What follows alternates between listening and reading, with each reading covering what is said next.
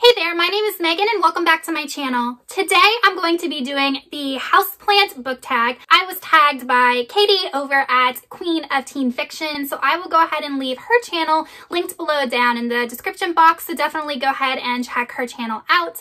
But there are 10 prompts that go along with this Houseplant Book Tag.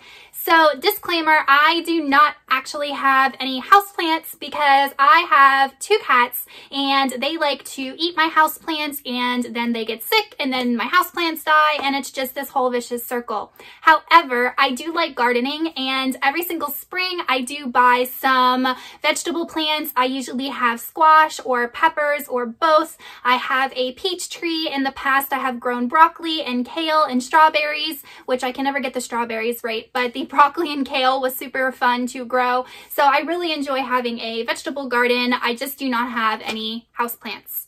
So now that you learned that about me, let's go ahead and get on into the tag. The first prompt is Monstera, a book that you saw so much of that you ended up reading.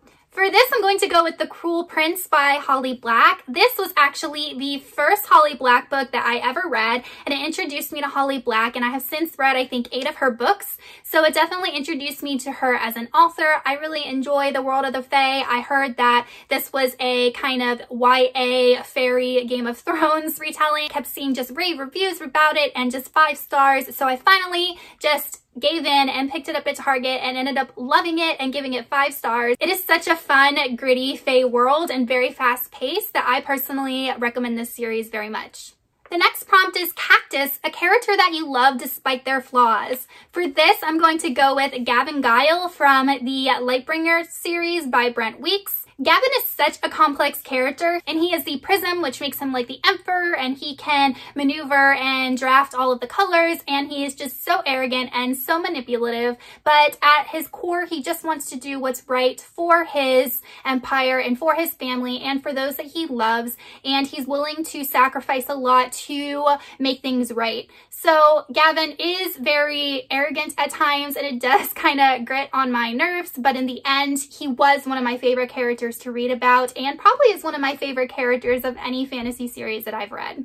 The next prompt is Aloe Vera, your favorite comfort read. I am not going to stray too far from the path here, and I'm going to choose Harry Potter because this is just absolutely true. Rereading Harry Potter is like coming home to me. I just get so re-immersed in this world that I absolutely love and have visited time and time again since I was 12 years old. It's definitely a read that brings me a lot of comfort and joy. Next prompt is Succulent, a book trope that you actually love.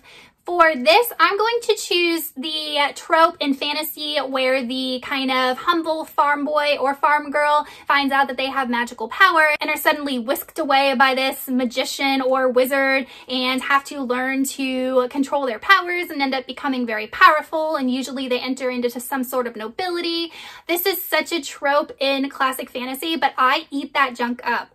For example, Rand from The Wheel of Time definitely follows this trope, as well as Aragon from The Inheritance Cycle. The next prompt is Snake Plant, a book character that betrayed you. For this, I'm going to go with Warcross in the sequel Wildcard, the whole duology, because there is a character in here that we're introduced to in the first book that actually is kind of two-faced. Actually, he's very two-faced, and we end up learning more about the antagonist and what his backstory is, and we also learn some not so good things about one of our protagonists that really kind of hurt my heart.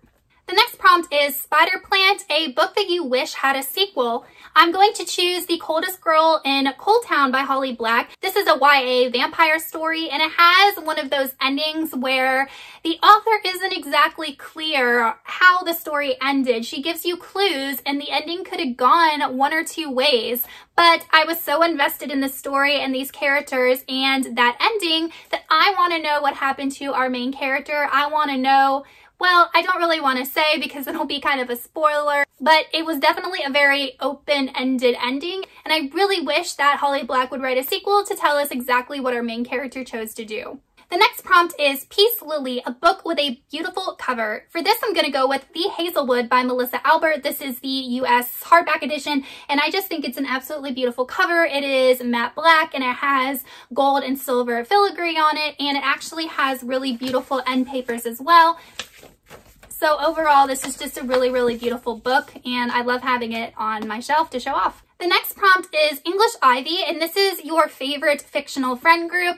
This one was actually really hard for me to narrow down because I didn't want to choose one of the obvious ones like the group from Six of Crows. So I ended up going with the friend group from the Gemma Doyle series by Libba Bray. This friendship is kind of unique because there are 4 girls and they started out in this series absolutely hating each other, and they all come from different backgrounds. And the reason that I ended up liking this friend group is because it is such a flawed friend group. They're mean to each other and unfair to each other. Sometimes they're selfish, but at the same time, they have a really strong friendship and they can be there for each other and loving and caring.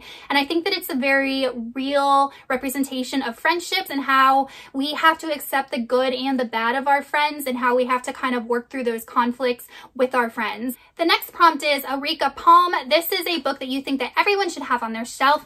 And I'm going to choose the Diary of Anne Frank or the Diary of a Young Girl by Anne Frank. I'm pretty sure everyone is familiar with the Diary of Anne Frank. She was a 13-year-old girl who went into hiding with her family during World War II when the Nazis invaded the Netherlands. This book is just very hard-hitting. It really makes you reevaluate what's going on in your life and helps you be grateful for what you do have. I think that this book, even though it was written so long ago by such a young person, is really, really representative of a lot of human emotions that no matter what age you are, you feel at some point and can relate to at some point of time in your life.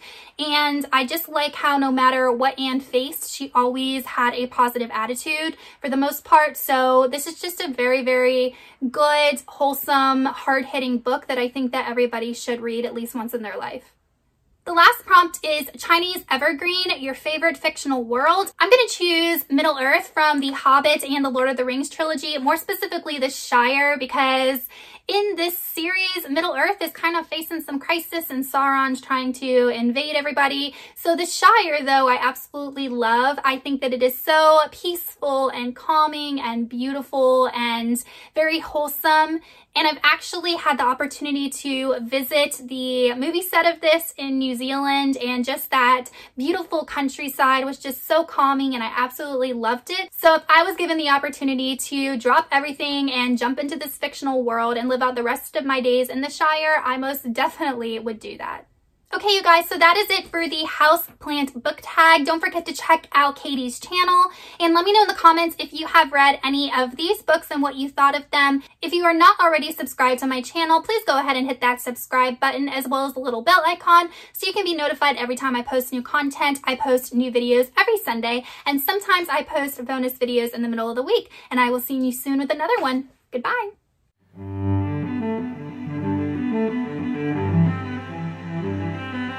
Thank